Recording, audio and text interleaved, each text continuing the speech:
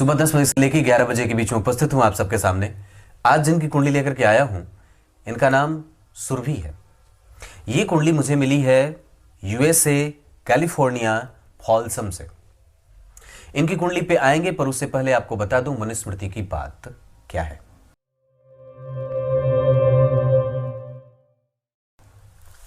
भगवान मनु के द्वारा रचित मनुस्मृति में ऐसी बात कही गई है कि सतयुग, त्रेता, द्वापर और कलयुग में से सतयुग में प्रत्येक मनुष्य वर्णाश्रम धर्म का पालन करता था और वो संपूर्णतया अपने प्रत्येक कर्मों में अपने धर्म को सबसे पहले देखता था। ब्रह्मचारी, गृहस्थ, वानप्रस्थ और सन्यास, क्षत्रिय, ब्राह्मण, वैश्य और शूद्र। दरअसल आप इसको किसी शब्द के सीमा में नहीं बांध सकते, ये किसी शब्द से परिभाषित भी नहीं किए जा सकते। आप शूद्र को शूद्र, आपके दिमाग में जो बातें बिठाई गई हैं उसका अर्थ वो नहीं होता है। ब्राह्मण को जो ब्राह्मण के तौर पे बिठाया गया है उसका मूलतः अर्थ वो नहीं होता है। उसके बड़े ही अलग और अनूठे परिभाषा से उनको बांधा गया है। मध्यकाल के बाद उनके शब्दों के साथ खिलवाड़ और उसके साथ दोहन किया गया और उसको किसी खास सिद्धांत में बांध दिया गया। पर वस्तुतः हमारे स्मृति ग्रंथों में किसी को भी ऊंचा और किसी को भी नीचा नहीं बताया गया है। ये सिर्फ किसी खास तरीके के लोगों के द्वारा प्रेरित बातें हैं जो समाज में बौनेपन और ओछेपन का उदाहरण देती हैं। हमारे जो पूर्वज रहे हैं उन्होंने हमेशा ही सबको एक बराबर का और किसी को भी ऊंचा और किसी को भी नीचा बताने का, कोई भी ओछी मानसिकता का कभी भी परिचय नहीं दिया है। अगर ऐसा होता तो आप रामचरितमानस उठा करके देख लीजिए, वहां सबरी के साथ, वहां राजा गुह के साथ, केवट के साथ और सबके साथ अगर ऐसा होता तो मंथरा दासी के साथ कैकेयी के संवाद होते ही नहीं। मंथरा दासी के साथ कैकेयी का संवाद होता ही नहीं और मंथरा के कहने पे माता सरस्वती के उसके जिह्वा पे जाने के बाद आदि आदि के घटनाक्रम होते ही नहीं। फिर आप जरा विचार करके देखिए तो केवट का संवाद भगवान राजा राम से होता ही नहीं और सबरी माता का संवाद कभी भी भगवान राम से होता ही नहीं। पर ऐसा कहीं पे भी नहीं है। इसका अर्थ होता है कि हमें किसी दूसरे ने, कोई ऐसा व्यक्ति आया था जिसने हमें गलत पाठ पढ़ा करके हमारे दिमाग में इतनी सारी चीजें रखी हैं कि हम आपस में एक दूसरे के सामने बैठ ना सके, एक दूसरे के सामने वार्तालाप ना कर सके और एक दूसरे से मतों का आदान प्रदान ना कर सके, ताकि उनकी दाल गलती रहे।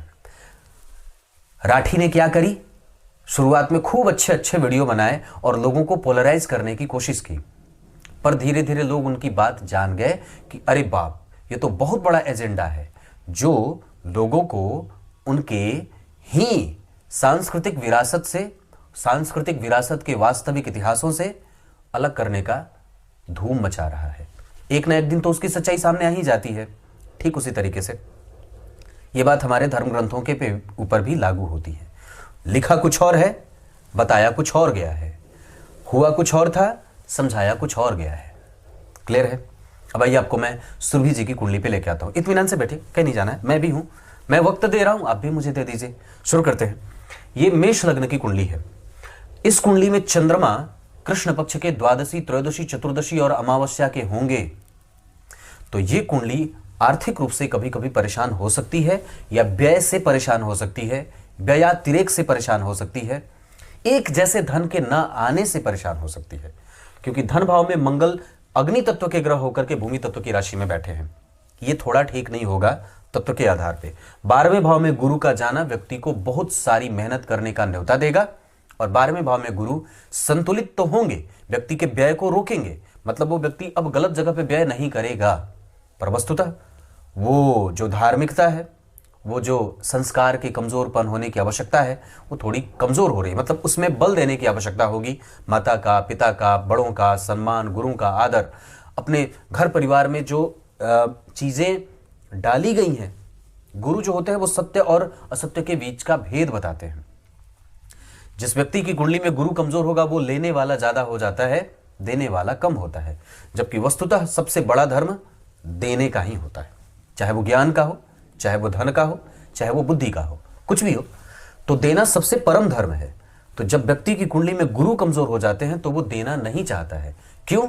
क्योंकि अब उसको अच्छे और बुरे का ज्ञान और भान नहीं होता।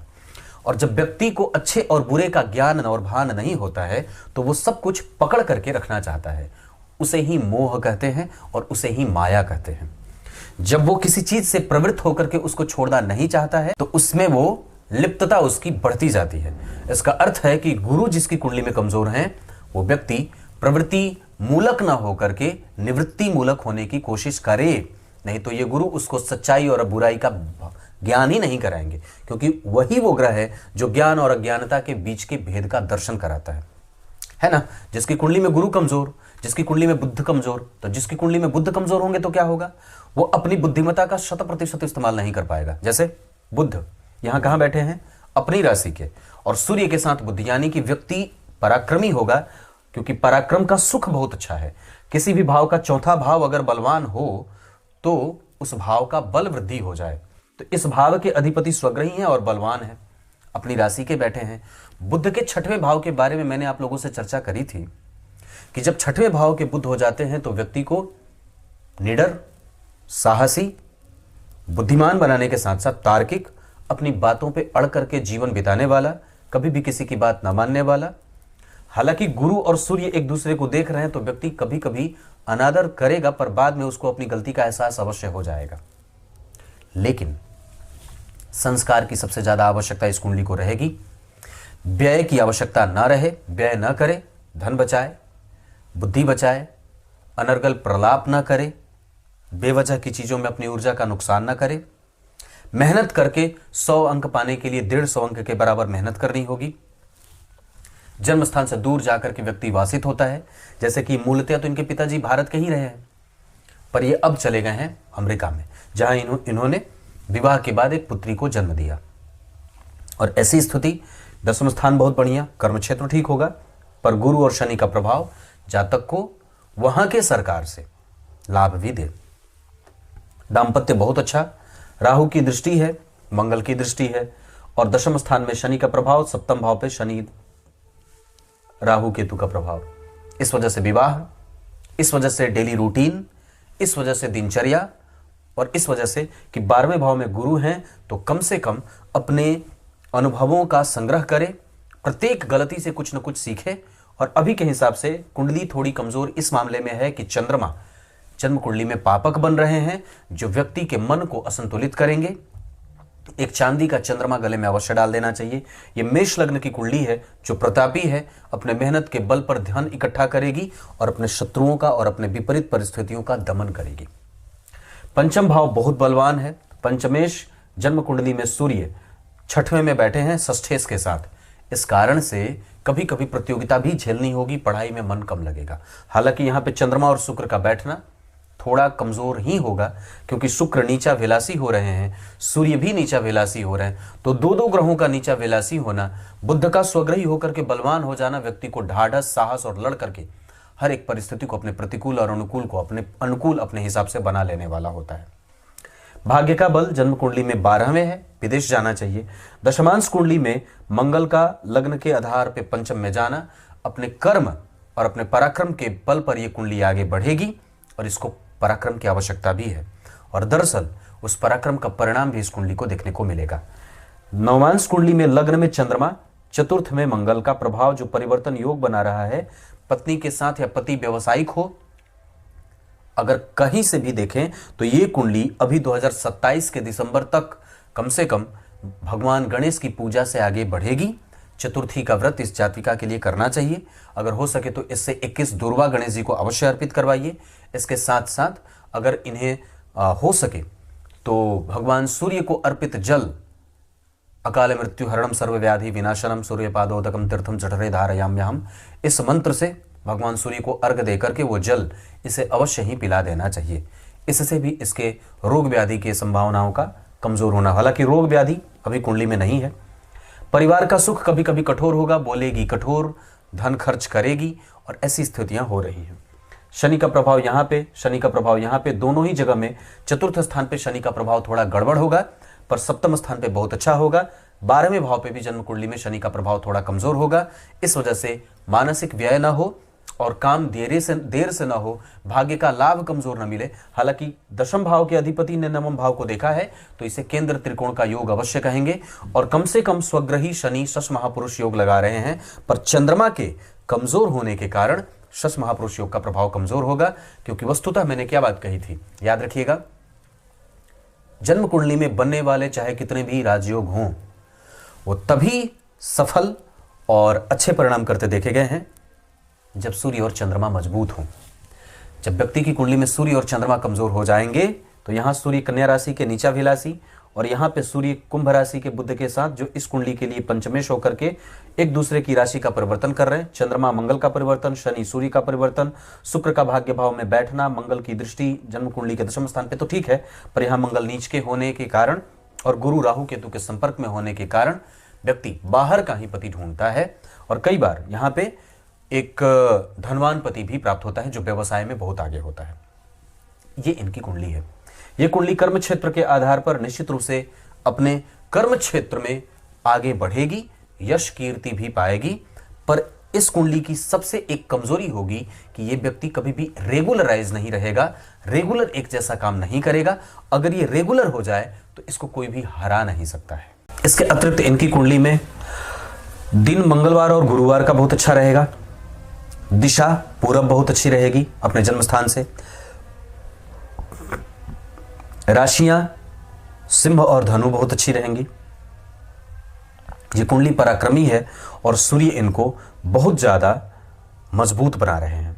चंद्रमा कंफ्यूज कर रहे हैं, मंगल इमोशनल कर रहे हैं, बुध गुरु, बुध में से बुध की स्थिति बुद्धिमान बना रही है, गुरु की स्थिति जन्म कुंडली में सरकार का सपोर्ट दे रही है, शुक्र की स्थिति जन्म कुंडली में ढाढ़स और साहस बनाने वाली और साथ ही साथ व्यक्ति को जीवट बना रही है, शनि जन्म कुंडली में मेहनत बढ़ाएंगे, पराक्रमी बनाने के साथ साथ उसको पंक्चुअल बनाएंगे और सामाजिक भी बनाएंगे, प्रतिष्ठापन्न बनाएंगे, राहु खर्चीला, कंफ्यूज और विपरीत के प्रति आकर्षित होने वाला और केतु अनुभवी और धर्म को जानने वाला।